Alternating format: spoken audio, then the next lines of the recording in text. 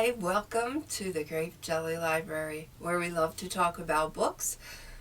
Oh, my name is Floss, and I am so glad you could join me. I always look forward to your visit. I took a little breather there because I am, as you can probably tell, sick. Sick as a dog, and I have been for about 6 days now, but the important thing is the last 2 days I have been off the couch. I can hear the angels singing. I am off the couch and I am roaming around. I even made a guest appearance yesterday for a brief moment in time to my work. Just to say, hey, I'm not at the contagious stage anymore, but I'm still suffering the after effects of the sickness. It was a doozy. It got me good. I came out the loser in this battle of the sicknesses. So I am making sure that I'm staying hydrated. I have lots of water around me at all times, and that's basically what I've been drinking. This and a little bit of fresh squeezed orange juice. I've been pressing it myself. And other than that, no coffee, no other juices, nothing like that. Everything is tasting funny to me, do you know what I mean? So I'll just stick with what I know. Okay, that's Teddy out there in the backyard. I'm going to tell you what I have been reading, and then if you would like, you can tell me what you have been reading in the comments. Okay, so I have been having a hard time staying focused. For the first 2 days of my sickness, I didn't read anything because all I did was sleep. Such a deep sleep, I didn't even know my own name. That's how. But then on the third day when I was up, and so I started to do some reading. Now, I was working on a group read with Greg from Another Bibliophile Reads. I will put his channel description in my channel description. And you can go over and click on the link and check out his review of this book. His review is going to be much more detailed, much more intricate, and much more open-minded. I am not afraid to say I'm very close-minded when it comes to this book. I hate it. I hate it with a passion. Now, I don't use the word hate, but yeah, I do not like this book. Just prior to my reading Lolita by Vladimir Nabokov, my favorite book to dislike would be 1984 by George Orwell. It gives me the creeps. Guess what? That book pales in comparison to what this book did to me. I am telling you, my skin was crawling. I don't even know how I got it read. I think I have a permanent, I just wiped it off my face now, a permanent look of disgust on my face the whole while I was reading this, and I think it's going to shine through, or come through, I should say, probably at any given moment while discussing this book. So, it's the story about, I was going to say young love, but, it's the story about a relationship between a student and a older gentleman. We're talking the gentleman is about 40 years old, and this so-called youngin is 12. And the whole book seems to be, well, here's the premise, okay? So this older gentleman, Humford, he opens the book in a letter form that he is wanting it to be read after his passing. So, okay, I asked myself, why would he even want this known? I don't know. He's going to trial, and he's penned this detailed account of his relationship or his feelings towards certain individuals. One of them being Lolita, who that is not her real name, that is the name he gives her. Dolores and her mother, and they live in this house, kind of like a boarding house, and Humphrey comes along, and Dolly's mother, Charlotte, takes a liking to him. And in order for him to stay close to Dolores, he marries Charlotte, which he has really no interest in at all. And because Humphrey starts the book off with an account of a young love that he once had, but it ended because she died. He's always carried a lust for younger girls, and the older ones kind of repulsed him. And he lets this be known. And he's in hot pursuit of Lolita, at least in his thoughts. And the book kind of goes on from there. And Greg is going to tell you all the bells and whistles. I just know he is, and I am not going to go there because I'm going to tell you when I was sick, I was like feeling the sick. And then to have this book on top of it just compounded my misery. It really did. It was not the time to get this done, but on the other hand, it was the time to get this book read, because I think if I was jovial and energetic, I don't think I would have had, I definitely wouldn't have sat down and finished this book. It would have been a DNF for me. I couldn't waste good energy on a bad book. So, because I was sick, I was forced to kind of, just suck it in, but I never want to go there again. It was a bad place in my life, and I never want to go there again. So let me know, have you read this book, and what did you think of it? Okay, so now the book that I'm going to be picking up very, very soon is The Guncle by Stephen Rowley. I cannot wait to get this book started because I need something so lighthearted to pull me out of those trenches. I need something to lift my spirits, and I think this is the one that is going to do it. I hand-picked it from my own library, so I really have high hopes for this book. I will let you know, of course, in a review very soon. Alright, a book that I finished is, and I didn't think that, I didn't know that I had it in me because I've been wanting to read this ever since it came out. I think it came out in 2022, but I'm not exactly sure. But everybody and their brother has read it. I have wanted to read it. I just didn't get around to it, and I finally did. Just before my sickness, I finished Demon Copperhead by Barbara Kingsolver. Like I said, a lot of you out there have already read this.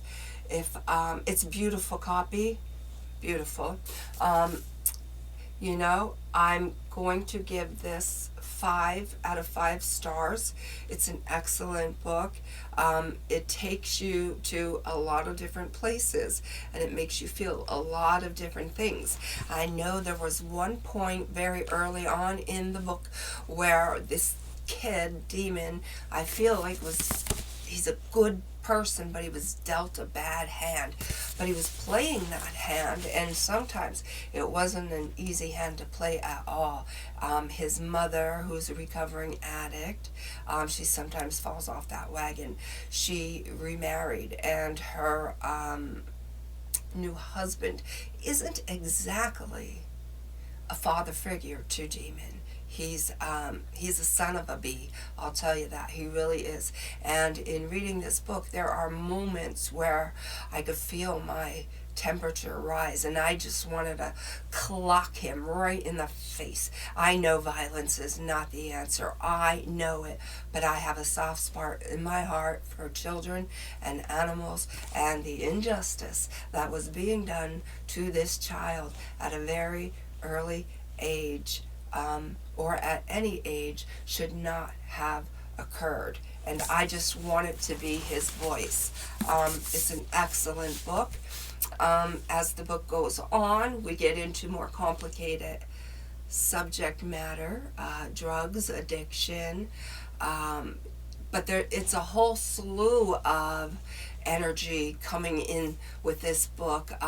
Abandonment, misplacement, prejudgment with other children, standing out on your own, foster care. There's just a whole ton of topics that are being touched on in this novel. And I have to say, at points in the book, Barbara is extremely graphic with her description.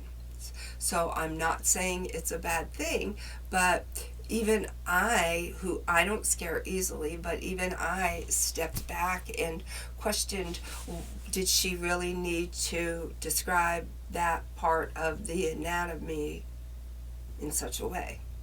She did. She chose to. And that's her right to do that, but I just want to put that out there, that at times there are moments in this book where it seems a little vulgar, but definitely 5 out of 5 star read for me. Alright, now this is a fun little book that I've been working on. It is a little book, but it's taking me forever to get through. It is by Bonnie Sue Hitchcock. It is The Smell of Other People's Houses, and this book is not what I thought it was going to be. I thought they were going to, like I am, I'm a fanatic about other people's houses. I am that person sitting in the passenger seat, driving down the road, trying to get little sneak peeks on what's on your wall. Is it ambiance inside beyond those curtains? Do you even have curtains? Whatever you choose to do is what you choose to do, and that is fine with me. But I am not nosy by nature, but I am a lover of houses and what people do or don't do with them. And so I thought this book was kind of going to be along that path, and it's really not. It's the story of 5 individuals who are not having, the best time in life, and for whatever reason, their paths are going to cross. There's a reason for everything, and I haven't discovered what that reason is. I'm not quite at the part of this book where their paths are crossing. I'm still learning about each individual character and the roles that they play. But so far, it's a very good book, and I am liking it. A book I am loving beyond love is Elizabeth Taylor, and this one is written by Kate Anderson Brower, okay? And boy, did Kate do her job. She is an excellent writer. She actually, I say this quite often, when a book is thoroughly researched and written, no stones unturned. She's doing a great job of giving me the background of who Elizabeth is. And like when you're reading a book and you kind of are becoming one with the character, little old me is actually feeling like Liz. I can identify, not because we have things in common, because we don't, obviously, but because Kate does such a great job of bringing your mind and making it one with the character that we're reading. Elizabeth Taylor, I have always admired her and what she stood for, and you know, when I give a review of this, I will tell you, like, there's a quote by, I'm going to go get it. Okay, so there's a quote by Elizabeth, and I guess it's how she lived her life, and it is definitely how I live mine. She's a toughie, and I'm a little toughie, and we don't like injustices, and we stand up for the underdog, and, you know, we're nice and calm and polite and all the stuff, but we're a ball of fire when we need to be. And so I read this one day. I loved it. It's just a little quote, and I carry it around with me in my agenda, you know, as my daily reminder. And this is on how do you do it? How do you do it? You just do it. You force yourself to get up. You force yourself to put one foot in front of the other. And gee, damn it, you refuse to let it get to you. You fight, you cry, you curse. Then you go about the business of living. That's how I've done it. There's no other way. Yeah, and I believe in that wholeheartedly. Now, as I set this book down, I noticed how beautiful is that? Well, I don't want to rip my cover. I'll take it off. How beautiful. Purple. Look at that. That is lovely. It is a beautiful cover of a book. I think, you know, less is more sometimes, and this book is speaking to me, but so far I've learned of, you know, well, I don't want to ramble on, but you know, I'm at the point where she's no longer a baby. She is, you know, in the realm of Andy Rooney. Is that it? Is it Mickey Rooney? Mickey Rooney. And also Garland. Judy Garland? Is it Judy? I'm not so good with Hollywood, but anyways, yeah, she's seeing, you know, I don't know. Anyways, it's a great book so far, and that is it. That is what I am working on or have read, and I am looking forward to reading many, many more good books within this coming year. You know, I have to say, I thought I was doing poorly in this Read What You Own challenge, but I was updating my agenda, and actually, I don't think I'm doing so bad. I'm already on book 9 of 100. Not too bad, and we're only in the first week of February, so I didn't think that I was doing that good, but, you know, I'm not disappointed. Alright, so I'm going to go to work now. Yes, I'm going to go to work, and I'm going to see you later. Alright, so now, if you are feeling a little blasé and feel like you need a pick-me-up, I have a little quote by Roald Dahl, and it just might help put you on your way. If you have good thoughts, they will shine out of your face like sunbeams, and you will always look lovely. Until we meet again, know that I love you.